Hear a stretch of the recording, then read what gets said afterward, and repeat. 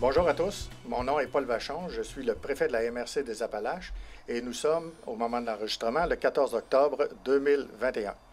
Nous allons discuter aujourd'hui avec Mme Louise Nadeau, qui est la responsable du volet culturel au niveau de la MRC. Et vers la fin de l'entrevue, nous allons parler de nos espoirs et de nos rêves pour le développement de la culture dans notre région. Bonjour Louise. Bonjour M. Vachon. Alors, est-ce que tu pourrais nous dresser brièvement un portrait de ce qui apparaît comme étant des exemples culturels au niveau de notre MRC? Bien, peut-être juste avant de vous donner, de l'illustrer, faire un petit brin d'histoire pour dire la MRC des Appalaches, quand est-ce qu'elle a commencé à s'intéresser à son développement culturel. Moi, j'avais été embauchée en 2007, dans le cadre de la politique nationale de la ruralité. Je devenais la deuxième agente de développement rural avec ma collègue Carole Mercier, qui est toujours là. Et puis, d'ailleurs, Carole avait travaillé beaucoup pour influencer les élus de cette époque-là pour embaucher une ressource qui travaillerait, qui soutiendrait, parce qu'elle voyait le besoin. Puis en plus, ça émanait, c'était une recommandation d'un congrès qui avait eu lieu au Cégep de Thetford. Je suis certaine que vous deviez participer à un congrès sur l'histoire et le patrimoine de notre région. Puis c'était une des recommandations, faire en sorte que la MRC se dote d'une politique culturelle. Donc, on était là à ce moment-là, c'était en 2004, ce congrès-là. Donc, en 2007, moi, je suis embauchée, et en 2009, la MRC, elle a sa première politique culturelle. OK? Et il faut dire aussi que la ville de Thetford avait quand même, depuis déjà une dizaine d'années, une politique culturelle. Mais évidemment que ça ne représentait pas l'ensemble du territoire. Fait que là, il y avait un désir que cette politique-là couvre les 19 municipalités de notre région. Puis l'intérêt d'avoir une politique, c'est qu'après ça, tu peux négocier, que tu sois une municipalité ou une MRC, comme dans notre cas, une entente de développement culturel avec le ministère de la Culture et des Communications du Québec, et ça t'amène de l'argent, donc de l'argent pour réinvestir dans ton milieu. Fait que nous, on a eu cette première entente-là en 2012-2014 parce que ce sont des ententes triennales. Et là, on est dans notre 4e entente. Puis, ce qui est intéressant, c'est que, au début, c'était des investissements beaucoup moins importants, mais juste pour vous dire que notre 4e entente, c'est 225 000 une entente triennale. Juste pour donner des chiffres, là, je ne veux pas en donner beaucoup aujourd'hui, mais le ministère de la Culture et des Communications met 60 000, ça c'est la MRC qui met ce montant-là. Le Desjardins, qui est un partenaire, met 30 000 dans cette entente-là. Et le gouvernement, lui, il met normalement égal à ce que le milieu a mis. Mais comme on est dans une partie de notre territoire est reconnue dévitalisée, comme le secteur sud, le gouvernement a voulu, dans cette nouvelle entente-là, soutenir davantage ces milieux-là pour justement stimuler le développement dans les territoires dévitalisés. Donc, au lieu que ce soit un appariement qu'on dit 50-50, dans ce cas-là, c'est 40-60. Donc, le gouvernement met plus de sous que notre milieu.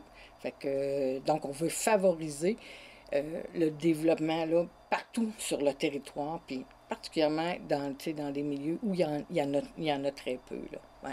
Si je comprends bien, ça veut dire qu'avant la politique culturelle, il n'y avait rien et chacun se débrouillait avec ses projets comme il pouvait. Oui, exactement. Moi, je me souviens d'avoir participé dans une autre vie à beaucoup de fêtes de centième ou de 150e de municipalité, avec la production de livres et tout ça, mais chacun se débrouillait comme il pouvait.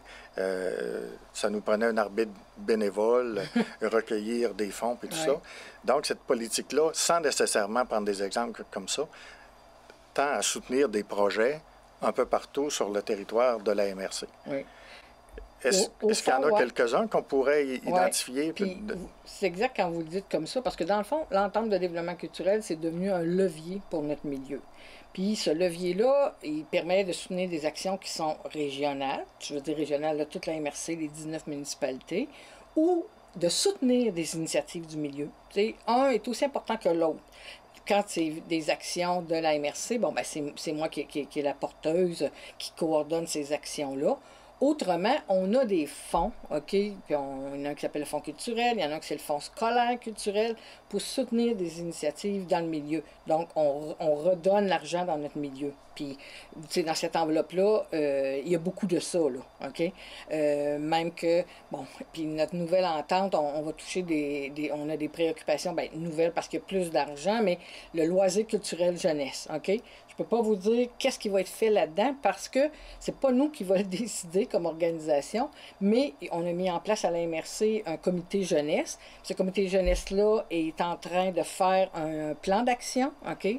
Sur notre territoire, ben, ils savent déjà qu'il y a un montant annuel qui pourront faire des loisirs culturels jeunesse pour eux autres, OK? Sur 3 ans. Donc, voyez-vous, c'est un exemple de... Nous, on a les sous, mais on le redistribue dans un secteur parce que là, on trouve important de soutenir les jeunes. Fait que ça devient comme un levier. Fait que, et on a une enveloppe, la même chose pour viser les aînés. Fait que... on a parlé tantôt des écoles, c'est un bel exemple. Fait que c'est comme ça qu'on touche l'ensemble, si on veut, des secteurs culturels. Parce que quand on parle de développement culturel, ça peut être les arts visuels, les artistes peintres. Il faut dire que c'est le secteur le plus fort quand même. On a beaucoup d'artistes dans notre territoire, professionnels, semi-professionnels ou ce qu'on dit en voie de professionnalisation. Il y a le Centre d'art de la région des Appalaches d'ailleurs qui mobilise ces gens-là, qui les outille. Il y a un atelier communautaire à la ville de Thetford, à la Maison de la culture. Après ça, bien, il y a les arts de la scène. Les arts de la scène, bien, ça peut être du théâtre, et tout ce qui est spectacle. Et ça aussi, on est quand même assez bien pourvu là-dedans parce qu'il y a des infrastructures pour les spectacles. On peut penser à la salle du Sceau, évidemment, à la maison de la culture, au studio théâtre Paul Hébert, qui a une mission, lui, bien précise concernant le théâtre. Après ça, à Disraeli, il y a le Cabaret des Arts, il y a aussi l'auditorium, la polyvalente de Disraeli. À Irlande, il y a la chapelle Holy Trinity, il y a des spectacles qui se font là. Et on a aussi des églises qu'on transforme qui deviennent aussi des lieux de diffusion de spectacles. Pensons à Saint-Jean-de-Brébeuf ou à Sainte-Clotilde-de-Beauce. Puis il y en a d'autres à venir, clairement aussi. Après ça, ben, il y a tout le patrimoine et l'histoire, OK, ce champ-là. On a quand même une organisation qu'on est chanceux d'avoir, puis les gens l'oublient souvent, c'est le centre d'archives de la région de Thetford qui couvre l'ensemble de notre territoire. Ça, c'est vrai, puis pour avoir assisté à un moment donné à un colloque quand je faisais Appalaches, je me rendais compte, hein, comme je pensais qu'il y avait ça, moi, sur tous les territoires. Mais non. C'est parce qu'il y a eu des gens, vous l'avez été vous-même impliqués, qui ont eu cette intelligence-là à cette époque-là, parce que depuis ce temps-là, on n'a pas reconnu, même quand il y a des désirs d'avoir un centre d'archives, mais ça prend aussi des sous. Fait que même si c'est pas très largement financé, au moins il y a un financement de base pour notre centre d'archives. Et on a aussi beaucoup de petites sociétés d'histoire, très dynamiques, comme à Disraeli, Beau-Lac-Garbé. On en a aussi de patrimoniaux, évidemment, chez vous, à Connors Mills, le site patrimonial, avec l'organisme qui est Héritage Connors Mills. À Saint-Jacques-de-Lille, chez vos voisins, bien, il y a le magnifique aussi site patrimonial. Il y a une corporation du patrimoine. Mais voyez-vous, là-dedans, c'est beaucoup soutenu par des bénévoles. Fait qu'il y a aussi tout le domaine, après ça, de la littérature. Des auteurs, quand même, il y en a moins chez nous. Puis c'est malheureux parce qu'il y a déjà eu une association qui s'appelait Auteurs en Appalaches. C'est tombé parce que, bon, ça manquait de bénévoles pour s'en occuper. C'est un secteur qu'on pourrait dire moins dynamique, en tout cas, qui est moins présent, qu'on voit moins, t'sais. Fait que, et il y a le secteur des bibliothèques aussi, on va l'inclure hein, dans le domaine de la littérature et des lettres. Puis ça, ben, il y a quand même le réseau des bibliothèques publiques de la ville de Thetford, qui comprend comme 4 bibliothèques, dont une lit beaucoup pour les enfants. Et après ça, on a 11 municipalités rurales qui ont encore un service de bibliothèque qui est soutenu par des bénévoles tout le temps. Ouais. Et sinon, comme je donne toujours l'exemple chez vous, plusieurs municipalités ont peut-être pas un service de bibliothèque, mais ont une entente avec la ville de Thetford-Mines pour permettre à leurs citoyens de bénéficier de ces services-là. Donc là, je vais faire un portrait des secteurs... Puis votre portrait, ce que j'en vois, là, c'est... Premièrement, il est très éclaté. C'est-à-dire que la culture, c'est très vaste, c'est très large. On a parlé de spectacle, on a parlé de musique, de littérature, on a parlé de peinture, etc. ça m'emmène à me questionner sur le montant. 25 000? Un peu plus de 225 000, ça nous apparaît beaucoup, mais en réalité, c'est très peu. C'est très peu.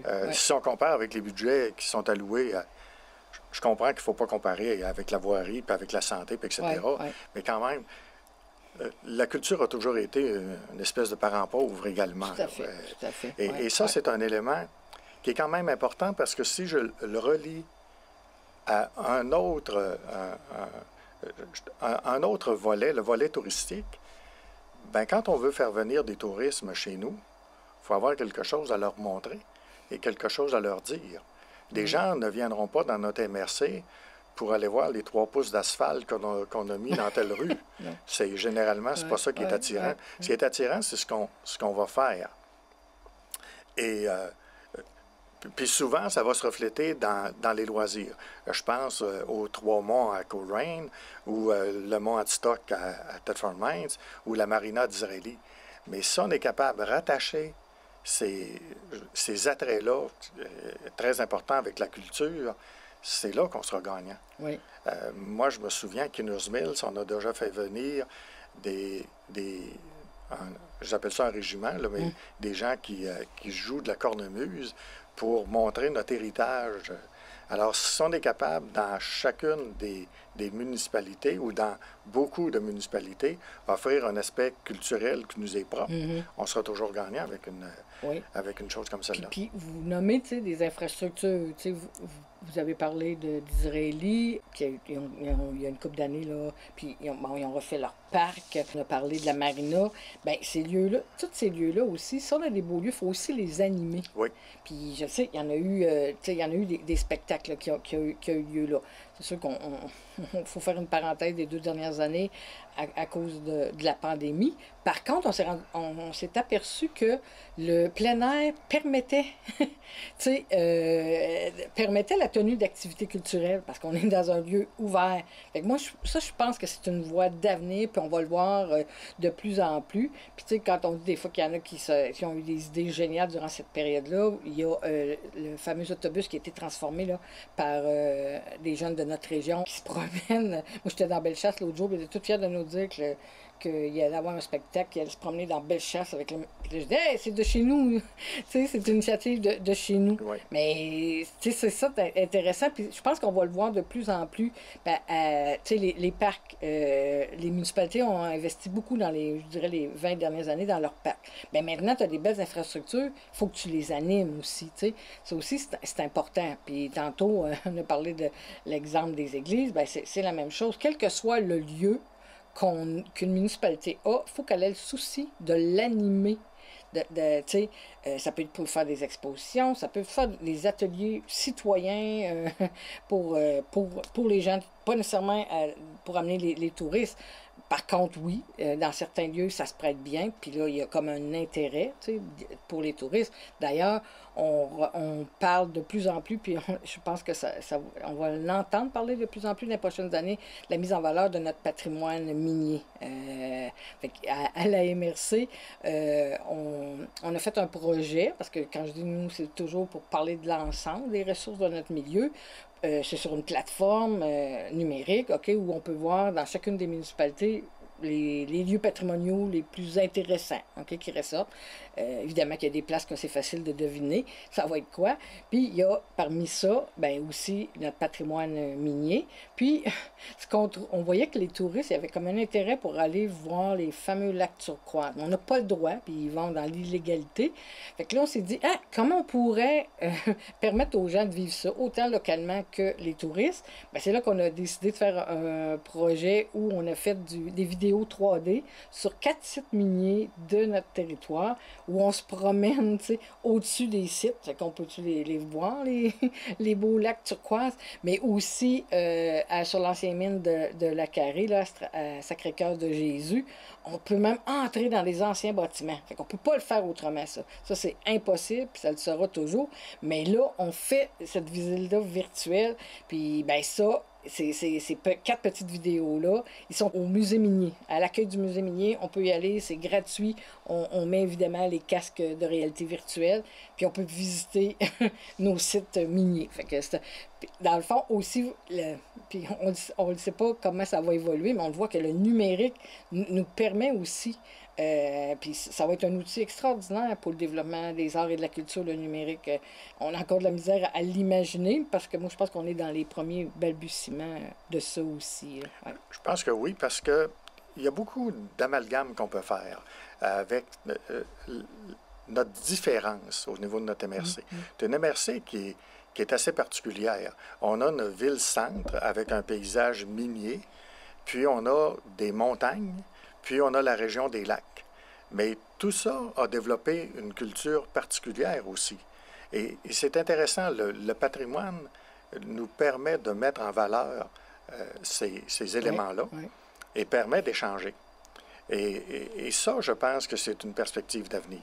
Vous avez raison quand vous dites qu'on devra peut-être trouver des moyens pour remettre en évidence notre patrimoine minier, mais également, il faut exploiter la culture originale qu'on peut avoir. Si je pense à mon village, Skinners Mills, ou Saint-Jacques-de-Leeds, ou les environs, avec l'installation des premiers colons, des anglophones, ça nous donne une culture qui est typique, qui est originale, et ça vaut la peine. Ça ne demande pas nécessairement des gros investissements, mais je me souviens, une fois, j'avais fait venir un cornemusier sur le pont qui traverse la rivière Osgood, la passerelle qui traverse la rivière Osgood. Les gens pique-niquaient et ils entendaient quelqu'un jouer de la cornemuse. C'est un petit moment magique, mais c'est ça aussi, la culture, dans ton élément, dans la nature. Et c'est un plus pour l'ensemble de la MRC. Si une municipalité a un projet ou un organisme qui a un projet, de quelle façon ils peuvent se présenter leur projet au niveau de la MRC? Bien, c'est toujours de voir, ils peuvent évidemment me contacter à la MRC, mais c'est de voir c'est quoi la nature du projet. C'est-tu pour animer? C'est-tu pour faire un événement? Ou c'est pour améliorer une infrastructure ou créer une infrastructure. Fait que là, tu sais, tantôt j'ai parlé de ces fonds-là, mais c'est quand même pas des gros montants. Puis, en tout cas, sur le plan politique, on travaille pour aller chercher d'autres fonds. Là, vous le savez parce que vous avez été très impliqué au niveau de la table régionale des élus de la Chaudière-Appalaches. Puis, en tout cas, on dirait qu'il y a un bon momentum aussi en Chaudière-Appalaches parce que c'est jamais quelque chose qui a été mis en valeur, là, la culture, les arts et le patrimoine en Chaudière-Appalaches. En tout cas, si vous parlez des gens de l'extérieur, c'est pas à ça qui, premièrement, des fois, c'est juste difficile d'identifier ce territoire-là. Mais en tout cas, il y a comme un effort concerté, autant des élus municipaux que, ben moi, évidemment, je travaille avec d'autres conseillères en développement culturel. On est accompagné par le MCC. Fait que on voit aussi là qu'il y a comme un intérêt de travailler plus ensemble pour justement faire émaner là, puis qu'il y ait un support aussi là, carrément là, financier plus important pour ce développement-là dans l'ensemble du territoire de la Chaudière-Appalaches. Puis évidemment, ça va forcément amener des retombées ici localement. Un élément que vous venez de soulever, qui est intéressant, je vais peut-être le traiter par l'absurde, mais il est quand même intéressant. Si on parle de Charlevoix ou si on parle de la Gaspésie des îles, eux autres, leur mission, c'est de conserver au moins la masse touristique qu'ils ont. Ils n'ont pas à faire beaucoup d'efforts pour vanter leur région, est très connue. Dans notre cas, c'est l'inverse. On n'est pas connu ou méconnu, ce qui est encore pire. Alors, toutes les actions qu'on fait ne peuvent être que bénéfiques. Oui, tout à fait. Ça se peut que ça ne donne pas toujours les résultats escomptés, mais ça serait difficile de revenir en arrière compte tenu qu'on est si peu connu et qu'on a tant à offrir. Alors moi, je pense que quand vous parlez des fonds que les gens peuvent s'adresser, est-ce qu'il peut y avoir d'autres fonds qui peuvent s'amalgamer? Parce que c'est le fonds culturel, mais est-ce qu'il y a d'autres fonds, par exemple, qui pourraient ajouter au fonds culturel? Oui, puis en tout cas, comme vous dites, j'espère qu'il y a dans l'air une entente pour permettre de soutenir peut-être davantage des besoins plus techniques, d'infrastructure, mais des fois, c'est pas gros, mais une municipalité, bon, qui voudrait justement organiser dans sa salle communautaire ou dans son église des spectacles, mais je veux dire, elle n'a pas, pas de système d'éclairage. Hein? Fait que c'est concret, ça, là, ou un bon système de son. Fait que, en tout cas, ça, c'est un besoin qui n'est pas répondu en ce moment, mais je peux vous dire qu'on travaille là-dessus, mais à l'échelle de la Chaudière-Appalaches. Mais moi, je sais que c'est des besoins dans notre milieu. Fait que, parce que quand c'est des activités ponctuelles, à la MRC, on a un fonds pour ça, qui s'appelle le fonds culturel. Mais c'est sûr que l'enjeu, c'est que c'est beaucoup des bénévoles ça repose sur des bénévoles majoritairement. Des salariés en culture dans notre région, il n'y en a pas beaucoup. On a les gens du musée minéraux, les gens de Spectacle, du centre d'archives, mais après ça, ça repose sur des bénévoles. Il nous reste peu de temps, malheureusement. De quelle façon voyez-vous l'avenir, le développement des perspectives culturelles pour la région? Ben, moi, je suis positive, parce que comme je vous le dis, en tout cas en ce moment, là, on est à l'automne 2021, même si ça a été très difficile, puis le milieu est démobilisé en ce moment. Je peux vous dire qu'il y a des organisations même qui remettent leur avenir en question, mais parce que ça repose sur des bénévoles, puis ils sont démobilisés, OK, en ce moment. Mais moi, je pense qu'il y a quand même un bon momentum, puis moi, en tout cas, je rêve. Mais c'est sûr qu'il va falloir qu'il y ait plus d'engagement politique. OK? Bon, que la MRC continue d'être active, de maintenir une ressource. Moi, je pourrais dire que j'étais à demi-temps. Ben, en tout cas, c'est dur à calculer, mais je suis aussi dans l'accompagnement des municipalités. Mais que la MRC, oui. Même moi, quand moi, je ne serai pas là, ben, j'espère qu'il va y avoir encore une personne qui va porter cette responsabilité-là, une personne salariée à la MRC. Ça serait bien aussi que chaque municipalité, là, quand ils font leur budget annuel, bien, qu'ils se réservent un budget à la hauteur de leur municipalité, évidemment, mais dédié à la culture, aux arts, à l'histoire, le patrimoine. Puis, qui nomment aussi, les conseils municipaux chacun des membres, un élu, a une responsabilité. Ils peuvent être responsables des loisirs, ils peuvent être responsables des routes, des travaux publics. Mais qu'il y ait un élu qui soit responsable aussi de ce dossier-là, bien, déjà, ça ferait une différence. Donc, et qu'on travaille aussi davantage ensemble. Parce que c'est vrai que pour les petites municipalités, c'est pas toujours évident.